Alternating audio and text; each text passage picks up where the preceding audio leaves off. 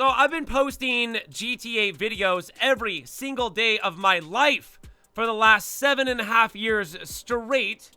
And we're going to be logically looking at the question, how much money are we realistically going to need for this brand new winter DLC? Where there's going to be a lot of aspects that we're going to actually have to look at. So there's the initial DLC, and then there's going to be the drip feed, which we're going to be seeing probably for the next 6 months, all the way until the speculated summer DLC. So there's still a lot of information that we do not know about the brand new winter DLC that's going to be coming into the game, but there is a lot that we already do know. We knew that we are going to get a brand new business, and we know that there's going to be some upgrades, new clothes. There's no mention of new weapons, but also that brand new business. How much is that brand new business going to be costing? And then also we can expect brand new vehicles. How many vehicles? I don't really know yet, but you can probably think there's probably going to be a good, 13 to maybe 20 vehicles, if that.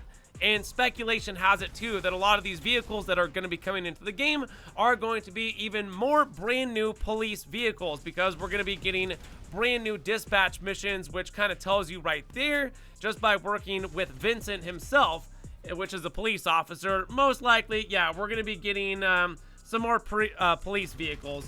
And we are going to be getting a brand new female FIB agent, but that's talking about more about the DLC itself and not focusing on the price cost. So, Darnell Brothers Garment Shop is probably going to run us around $5 million.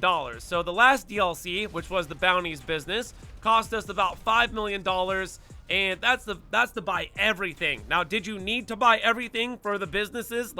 No, because a lot of the costs are they're not needed. Like the paint inside of the auto shop or something like that. You don't need to necessarily paint the inside of your auto shop. That's just an extra cost on your part right there, which, by the way, would probably cost hundreds of thousands of dollars worth of paint just to be able to do something like that with that business. And I reference the auto shop because most likely we're going to be getting something, I think, that's going to kind of be like the auto shop, because what they said is we're going to be getting brand new, what I would consider mini heists that are going to be coming into the game. Now, also, to reference this, that bank way out in Paleto Bay? Yeah, there's not been any type of online content for that. So I can imagine that's probably going to be something that we're going to be going out there and robbing. Because why?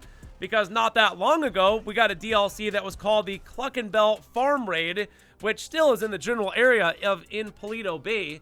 And there's just not much out there, and we've never robbed the bank out there. So I'm just throwing that out there too, for potentially one of the robberies that we will be doing. We'll be going back out there because it was a place that we got to rob in story mode. So let's talk about pricing here real quick. The business probably going to be about $5 million, right? At the very most. It's probably going to be at the very most $5 million. And then there's going to be associated vehicles. So the vehicles are going to be more of the high-priced things, because let's remember that there's cop cars in the game that cost $5 million that we can't even sell for anything whatsoever. So that has to be considered as well. And if they're going to bring in let's just say 13 brand new vehicles, and each vehicle is going to cost millions of dollars, and then calculating that, for overall with the drip feed and whatever else ends up coming into the game, it's probably going to be more of a smaller DLC that's probably going to tie into either a bigger summer DLC, which hopefully we're going to get Michael at some point, because if we don't get Michael at the very end of GTA 5, I'm sorry, at this point, it's just going to feel disappointing to me. I've mentioned this before in other videos, but yeah, I would say for the very first day, how much money will you need? I would say $15 million, and you're going to be good, okay? Most likely with $15 million, you're going to be able to buy the cars that you want. You're probably not going to be able to buy every single car, because they usually release about, 6 or 8 cars?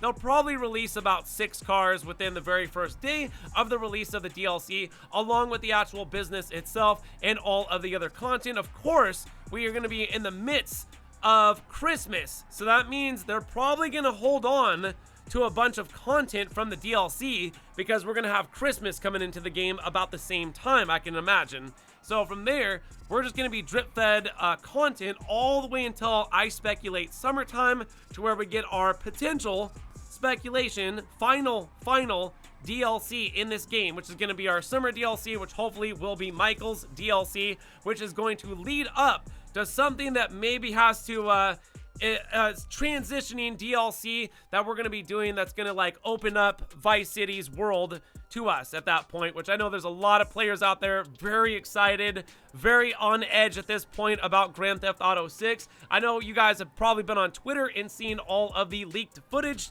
There's a lot on there. If you haven't, maybe go take that trip, because guys, just looking at some of the stuff that we're going to be able to do is going to be 50 times probably better than some of the stuff that we get to go over like here, which is crazy because I have been doing Grand Theft Auto like 5 for so long. Like, trust me, leaving the game is going to be pretty hard for me. So hopefully Grand Theft Auto 6 makes its mark.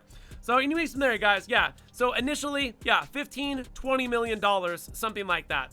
Other than that, for the continuous drip feed in the game, you're going to want to like continuously make some money. But there's a lot of ways now these days of making money like never before. There's so many options these days of making money.